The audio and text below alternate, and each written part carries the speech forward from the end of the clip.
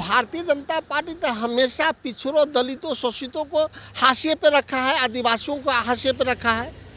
जब जीतन राम मांझी ने बिहार में कहा कि हमें 20 सीटें चाहिए, तो भारतीय जनता पार्टी के प्रदेश अध्यक्ष कहते हैं कि सीटों के बंटवारे का फार्मूला तय है, यानी कि उस फार्मूले में मांझी जी अब नहीं हैं।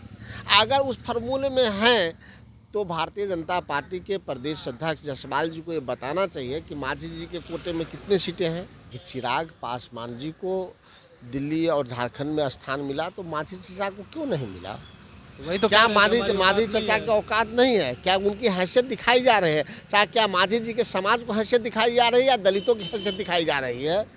अगर दलितों, शोषितों, वंचितों को औकात दिखाने की बात भाजपा करती है तो निर्णय मांझी जी को लेना है कि गांधी जी में उनका विश्वास है कि नहीं, अंबेडकर में विश्वास है कि नहीं, या फिर गोडसेवादी के साथ रहेंगे। केंद्रीय मंत्री जीतन राम मांझी ने अपना दर्द बयां किया है और कह रहे हैं कि एनडीए ने हमें औकात दिखाई है।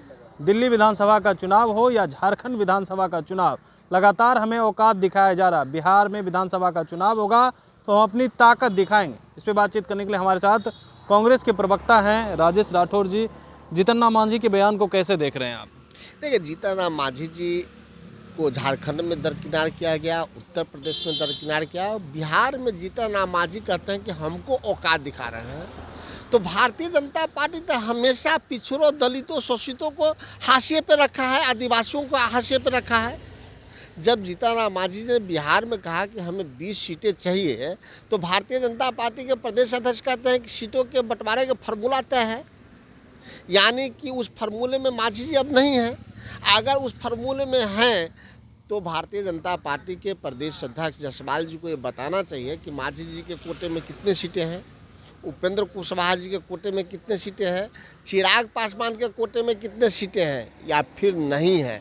अगर नहीं है तो हम समझते हैं कि भारतीय जनता पार्टी अपने पुराने रवैये की तरह आज भी दलित, पिछड़ा, आदिवासी, शोषित, वंचितों के विरोध में है।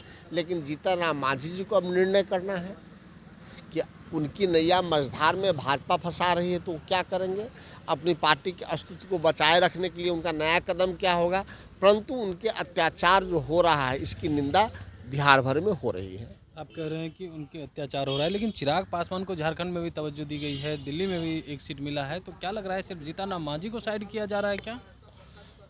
यही तो जीतन राम मांझी जी को सोचना है कि चिराग पासवान जी को दिल्ली और झारखंड में स्थान मिला तो मांझी चाचा को क्यों नहीं मिला? वही तो क्या मांझी चाचा की औकात नहीं है? क्या उनकी हैसियत दिखाई जा रही है? चाहे क्या मांझी जी के समाज को हैसियत दिखाई जा रही है या दलितों की हैसियत दिखाई जा रही है? अगर दलितों, शोषितों, वंचितों को औकात दिखाने की बात भाजपा करती है तो निर्णय मांझी जी को लेना है कि गांधी जी में उनका विश्वास है कि नहीं, अंबेडकर में विश्वास है कि नहीं, या फिर गोडसेवादी के साथ रहेंगे। क्या लग रहा है? तो जीतन राम मांझी को जिस तरह से औकात दिखाई जा रही है, तो आप लोग के साथ आएंगे तो मिलकर के ताकत दिखाएंगे क्या? देखिए, महागठबंधन यानी इंडिया गठबंधन व्यापक है। गांधीवादी विचारधारा दुनिया भर में फैल रहा है, ना कि भारत में।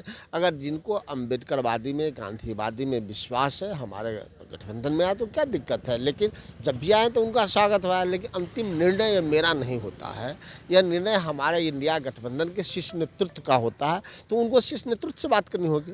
तो आपने कहा ना कि उनकी नैया डूब रही है, तो क्या आप लोग नैया पार लगाएंगे जीतन राम मांझी का, अगर उनके साथ इस तरह से होता है बिहार में? तो जब उनका नैया डूबा है तो किनारे लगाने का प्रयास तो हम किए हैं।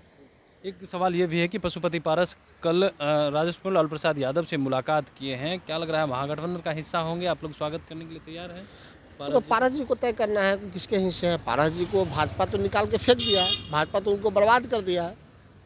तो उनको निर्णय लेना है कि महागठबंधन में वो काम करना चाहते हैं या नहीं करना चाहते हैं। महागठबंधन का दिल व्यापक है, काम करना चाहेंगे तो स्वागत है। लेकिन याद रखिएगा, जो हाल भाजपा और जेडीयू पारस जी का किए हैं, आने वाले समय में भाजपा वही हाल नीतीश कुमार के करने वाली है। बिल्कुल, देखिए, जो हाल पारस जी का किए हैं बीजेपी, वही हाल सीएम नीतीश कुमार का आने वाले दिनों में करने वाली है। जीतन राम मांझी को दिल्ली और झारखंड में जो दिखाया गया है औकात, अगर उनकी नैया डूब रही है तो महागठबंधन ही उनकी नैया को किनारे लगाएगी।